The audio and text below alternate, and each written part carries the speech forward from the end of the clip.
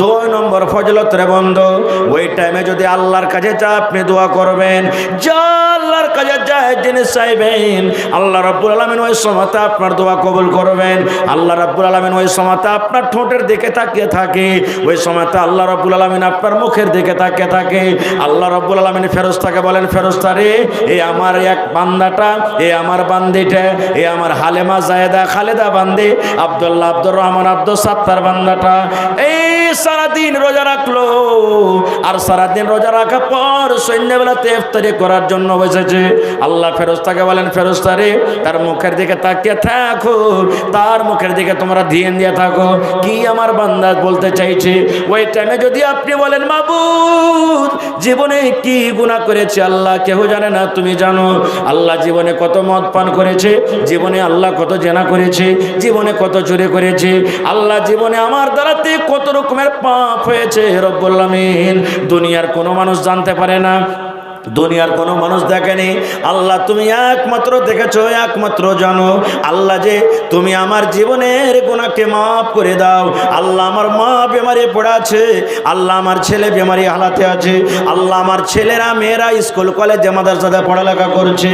এই মতো জায়েজ দোয়া করতে গেলে আল্লাহ রাব্বুল আলামিন সঙ্গে সঙ্গে সঙ্গে আপনার দোয়াটাকে কবুল করবেন। নারে তাকবীর। এবার কি দিয়ে ইফতার করতে হবে?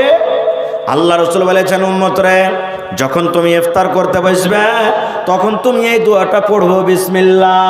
কি দোয়া পড়তে হবে? জোরে বলেন।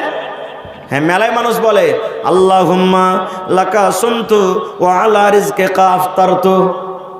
এই দোয়াটা মুখস্থ আছে, আমরা বেশিরভাগই পড়ি, কিন্তু এটা সহিহ হাদিস নয় ভাই, সহিহ হাদিস থেকে প্রমাণিত নেই।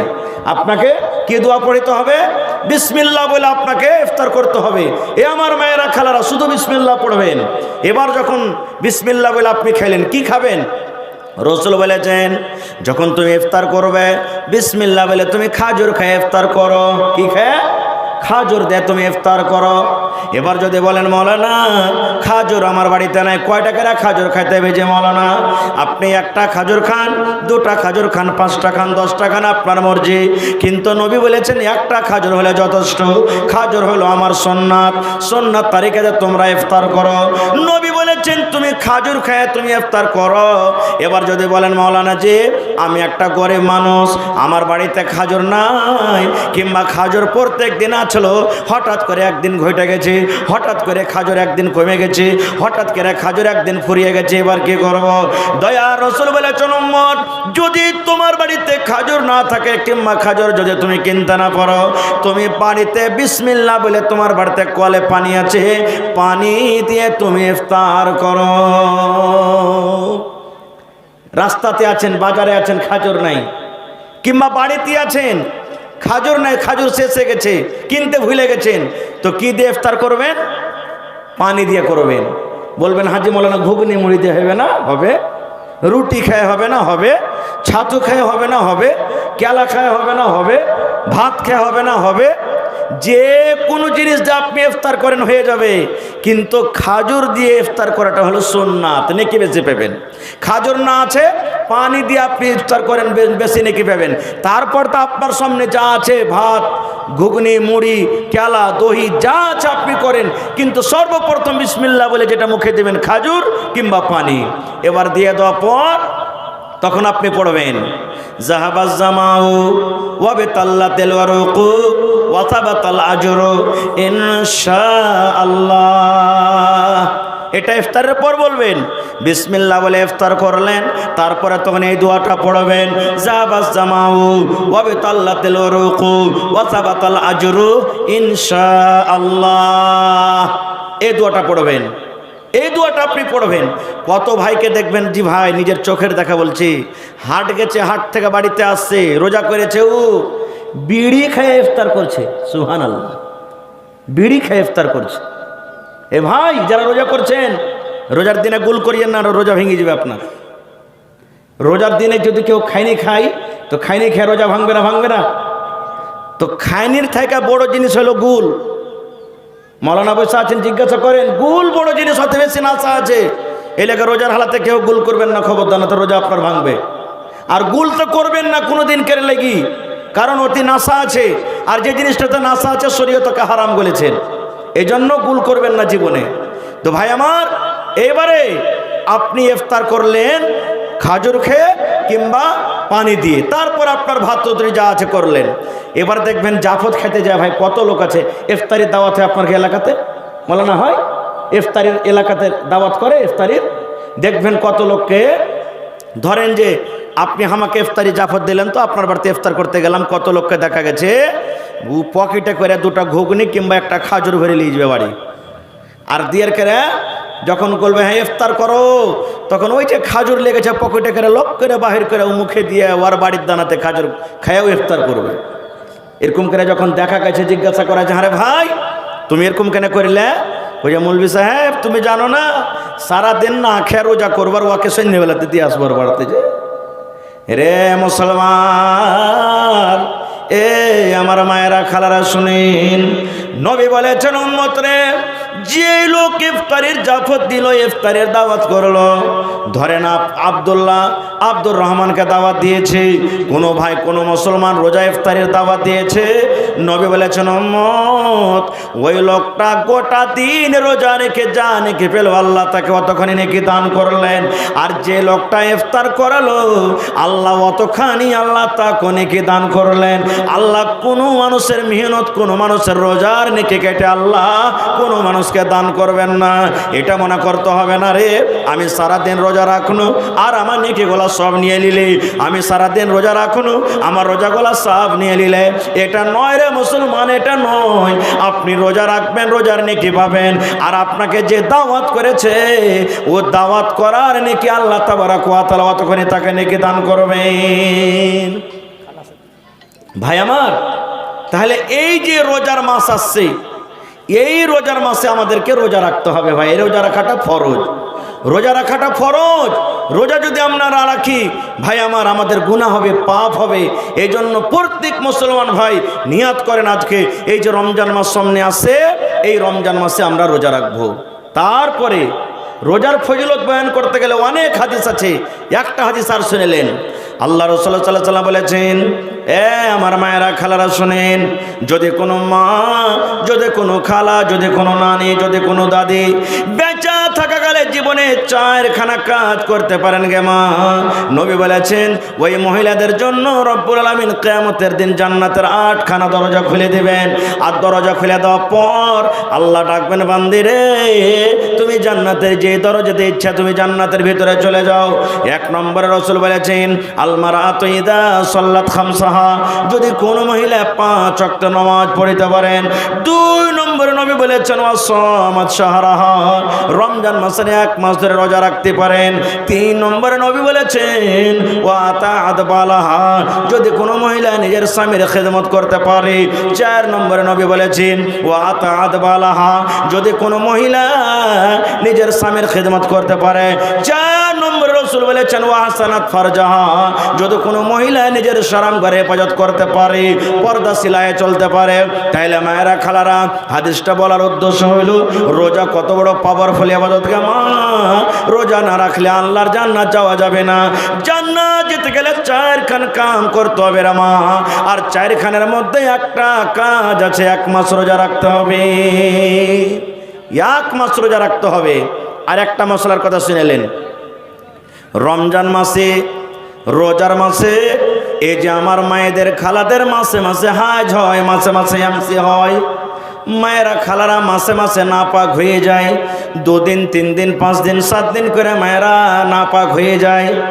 এই মতো যদি রমজান মাসে কোনো মা, খালা, দাদে, নানি রমজান মাস চালু হয়ে গেল, রমজান মাসে কোনো মায়ের হাজ শুরু হয়ে গেল, কিংবা কোনো মা খালাদের বাচ্চা হয়ে গেল, সন্তান হয়ে গেল, নবী বলেছেন মহিলা তুমি নাপাক হয়ে গেছো, তুমি রোজাটা রাখছো না। যেদিন তুমি নাপাক হয়ে থাকবে তোমাকে রোজা রাখতে হবে না। 3 দিন তুমি নাপাক হয়ে থাকবে, তুমি 3টা রোজা রাখছো না। 5 দিন তুমি নাপাক হয়ে থাকবে, 5টা তুমি রোজা রাখছো না। তোমাকে নমাজ নামাজও পড়তে হবে না। এ মহিলা, রমজান মাসে তোমার সন্তান হয়েছে, বাচ্চা হয়েছে, তোমাকে রোজা রাখতে হবে না।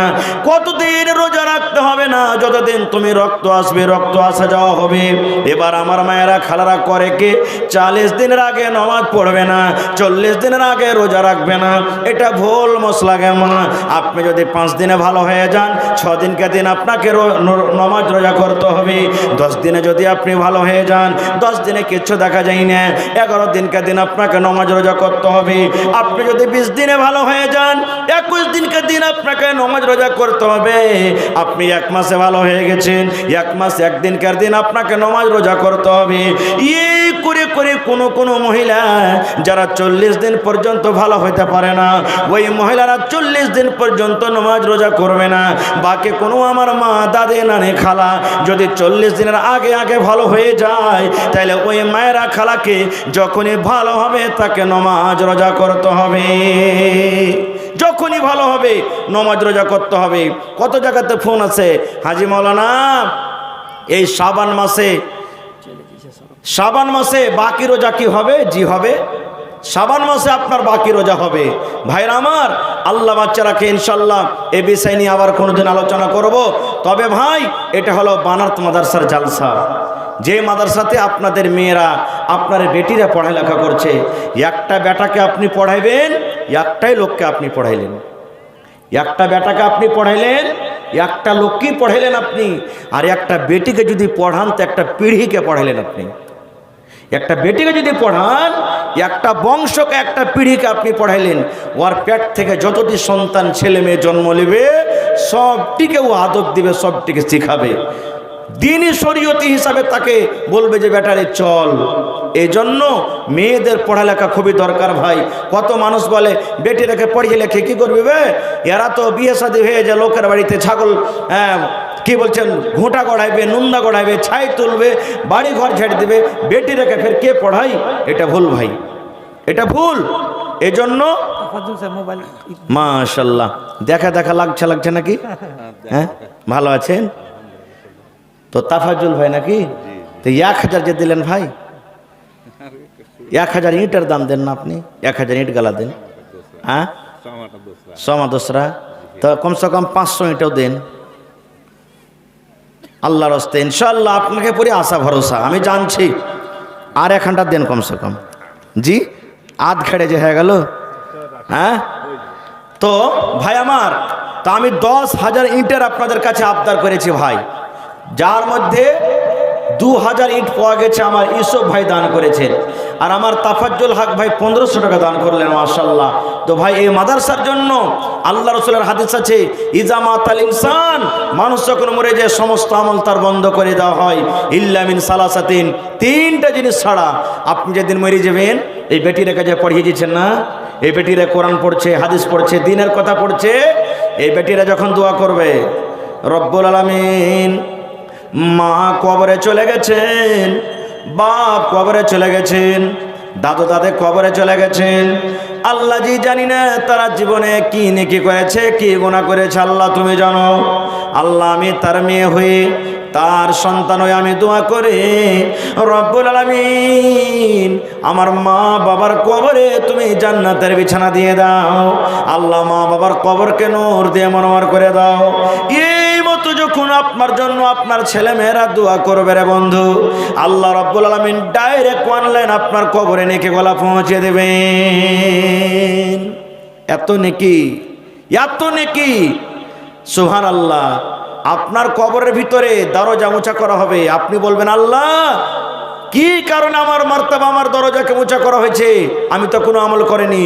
আল্লাহ বলবেন, বান্দারে, দুনিয়াতে তোর বেটা বেটিরা তোর জন্য দোয়া করছে, দান করছে, এই জন্য দেখ তোর দরজাকে, মার্তাবাকে আমি আল্লাহ উঁচা করছি। তো ভাইরা আমার, 3 নম্বরে দেখি কোন আল্লাহর বান্দা আছেন 1000 ইট কিংবা 1 গাড়ু বালি কিংবা 100 সেফটি গেট্টি কিংবা 1 কুইন্টাল রড আর 50টা বোরা সিমেন্টের আবদার করেছি। যারা দিয়েছেন তাও, না দিয়েছেন তাও, ছোট বড়, মা খালা দাদি নানি অনেক আছেন এখানে। দেখি প্রথম নম্বরে কোন আল্লাহর বান্দা আছেন 2 বস্তা, 1 বস্তা, 5 বস্তা, 10 বস্তা করে সিমেন্ট দান করবেন। আর 8,000 ইটের আবদার আছে এখনো।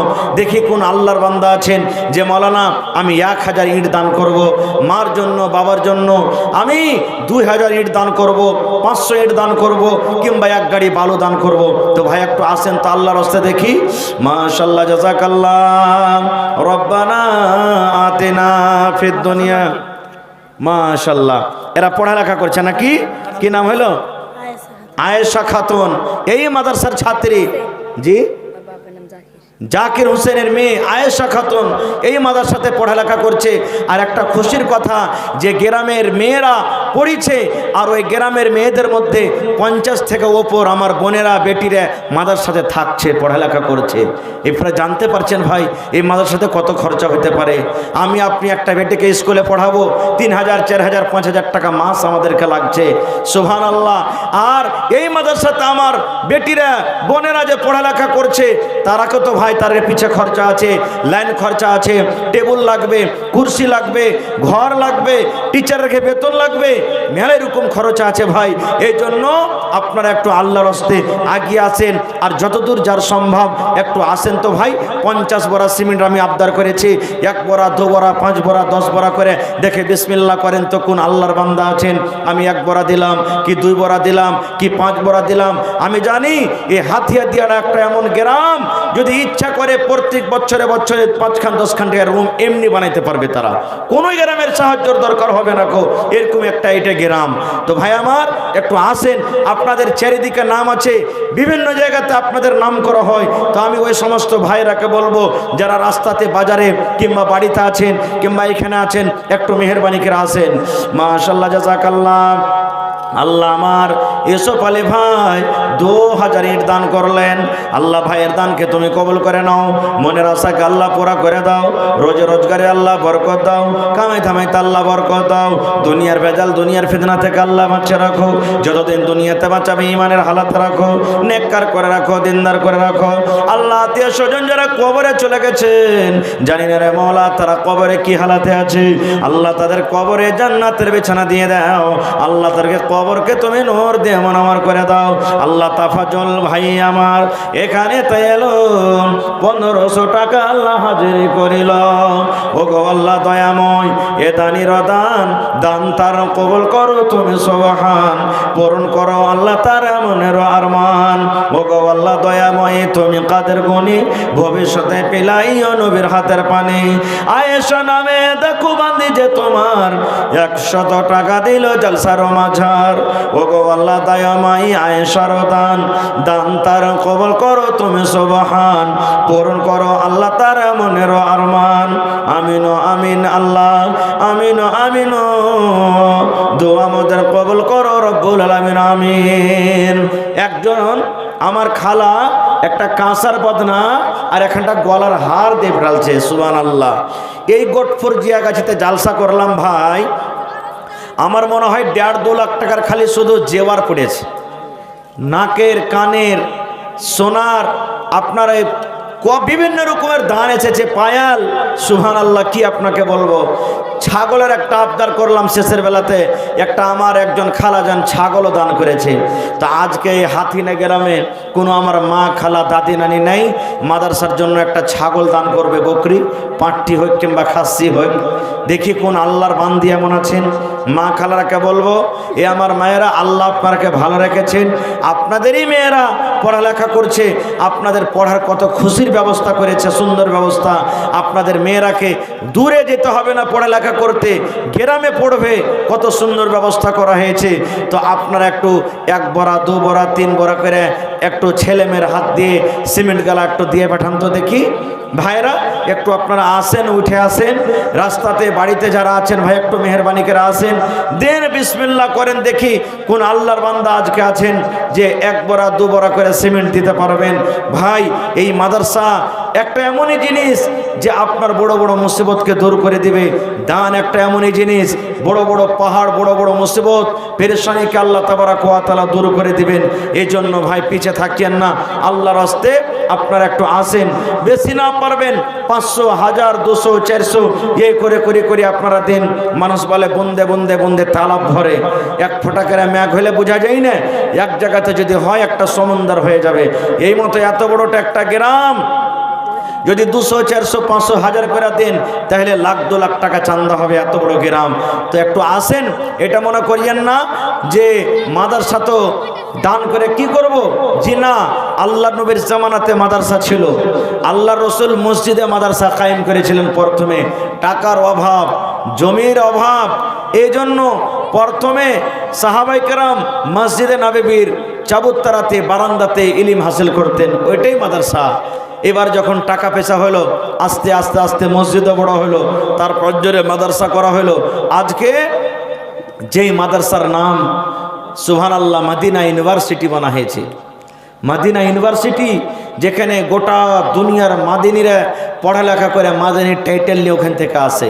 তো এটাকে আপনি মনে করিয়েন না যে এটা টিনের ঘর, আলবিস্টারের ঘর, ছোট বানাত। মানুষ একবারই বড় হয়ে যায় না, ছোট থেকে বড় হয়, ছোট থেকে বড় হয়।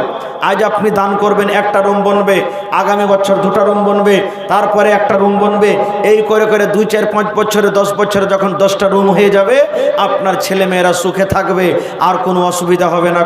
কত দেখে ভালো লাগবে, গ্রামের লোকের নাম হবে, দেখো ওই হাতিনা গ্রামে উমুক জায়গাতে বানাত আছে, ওখানে এত মেয়ে ছেলেরা পড়ালেখা করছে, ওখানে এরকম সুন্দর পড়া হয়েছে, এই বানাতের কারণে আপনার গ্রামের নাম হবে। আর শুধু তা নয়, এই বরকতে আল্লাহ তাবারক হয়তো আপনার বিজনেস আল্লাহ বরকত দেবেন, টাকাতে আপনার ইনকামের জারিয়া আল্লাহ বাড়িয়ে দেবে, গ্রামে খুশহালি আল্লাহ নিয়ে আসবেন। ভাই আমার, গ্রামের ভিতর আল্লাহর রহমত নাজিল করবেন, কারণ যেখানে আল্লাহ তাবারক ওয়া তাআলার কোরআন তেলাওয়াত হয়, ওই জায়গাতে আল্লাহ তাবারক ওয়া তাআলার দয়া, আল্লাহর রহমত নাজিল হয়। এই জন্য আজকে আপনারা খুশনসিব, আপনাদের নসিব ভালো যে গ্রামের ভিতর একটা বানাত মাদ্রাসা খুলেছেন। এই জন্য ভাই, আল্লাহ নবীর জামানাতে মেয়েদের পড়ার ব্যবস্থা তো ছিল, মেয়েদের বেটি ছেলের পড়ার ব্যবস্থা ছিল। এটা মনে করিয়েন না যে শুধু এই জামানাতে খোলা হয়েছে, জি না। একজন মহিলা আল্লাহ নবীর দরবারে এসে বলছেন, ইয়া রাসূলুল্লাহ, পুরুষেরাকে আপনি ওয়াজ নসিহত করছেন, আমাদেরকে ওয়াজ নসিহত করবেন না? তা আল্লাহ রাসূল বললেন, মহিলা, তোমরা গ্রামের আড়স পড়োশকে সবকে ডেকে এক জায়গাতে জমা করো গা, অমুক দিন আমি এসে তোমরাকে ওয়াজ করব। এবার ওই মহিলারা আড়স পড়োশ গাঁ গ্রামের সমস্ত মহিলাকে এক জায়গাতে জড়ো করে নবীজি ওখানে গেলেন, আর স্পেশাল তাদেরকে ওয়াজ করলেন, স্পেশাল তাদেরকে শিখালেন, স্পেশাল তাদেরকে পড়ালেন। এই হাদিস থেকে আমরা বুঝতে পারলাম কি, যে মেয়েদের পড়ার ব্যবস্থা আল্লাহ নবীর জামানাতো ছিল। এজন্য এটা কোনো নতুন কাজ নয়। ভাই আসেন না দেখি, সবাই দান করে দিয়েছেন যে মনে হয় এরকম হয়েছে নাকি। আল্লাহুস সামাদ, একটু আল্লাহর রাস্তায় আসেন। 2000 ইট পাওয়া গেছে, 1000 আর কোনো ভাইয়ের কাছে পাবো না, এক গাড়ি বালু গালা পাবো না কোনো ভাইয়ের কাছে, সিমেন্ট গালাও পাবো না কোনো মা দাদি নানির কাছে, কোনো আল্লাহওয়ালা নাই যে 1 কন্ট্রোল রড গালা দান করবেন। দেখি কোনো আল্লাহর বীর মুজাহিদ এমন আছেন। এই গ্রামে অনেক ভাই গিলাসের ব্যবসা করে, মোবাইলের ব্যবসা করে, ওই ভাইয়েরাকে ডাকবো, ভাইরে একটু আসেন। মেলায় দূর দারাজ বাড়ি ঘর ছেলে মেয়ে ছেড়ে আপনারা যেছেন, আল্লাহর রাহে দান করেন। আসাদকাত তারাদ্দুল বালা, দান করতে গেলে আল্লাহ মুসিবত দূর করবে রে ভাই, আপনার বিজনেস আল্লাহ বরকত দেবে। ভাই মোবাইল ভাই যত আছেন, আপনারা প্রত্যেক জালসাতে আপনারা দান করছেন, আর আজকে নিজের গ্রামের জালসাতে আপনারা পিছিয়ে হয়ে আছেন। ভাই একটু আসেন আল্লাহর রাস্তে, আর আপনারা মোবাইলওয়ালা ভাইয়েরা একটু আসেন, আর নিজের নিজের দানগালা 500, 1000, 2000 করে দেন। দান করতে গেলে ক্ষতি হবে না, দান করতে গেলে কমে যাবে না। আল্লাহ কোরআনে বলছেন, লাইন শাকারতুম লাযিদান্নাকুম, বান্দা আমাকে দে, আমার শুকরিয়া আদায় কর, আমি আল্লাহ তাআলা আরো তোরাকে বাড়িয়ে বাড়িয়ে দান করব। এই জন্য ভাই একটু মেহেরবানি করে আসেন। মায়েরা খালারা ছেলে মেয়ের হাত দিয়ে আপনারা দানগালা পাঠান। আলহামদুলিল্লাহ আপনারা দান পাঠালছেন, যতদূর যাকে আল্লাহ শক্তি দিয়েছেন শক্তি হিসেবে পাঠালছেন। এখনও আমার মেলায় মা খালারা বাকি আছেন। আমি ওপর থেকে 50 বড়া সিমেন্টের আমি আবদার করেছি, ভাই এখানে 1 বড় বিসমিল্লাহ হয়নি। এত বড় গ্রামে এত বড় মজলিসে যদি একবারও বিসমিল্লাহ না হয়, ভাই আফসোসের কথা। আমি খুব বড় আশা নিয়ে আপনাদের গ্রামে এসেছি যে আমার ওই হাতিনা গ্রামের ভাইয়েরা মায়েরা খালারা খুবই দানি, আপনাদের প্রত্যেক জালসাতে আমি চর্চা করি। আর আজকে কিন্তু ওর উল্টা এখানে হাওয়া চলছে, উল্টা হাওয়া বইছে দেখতে পাচ্ছি।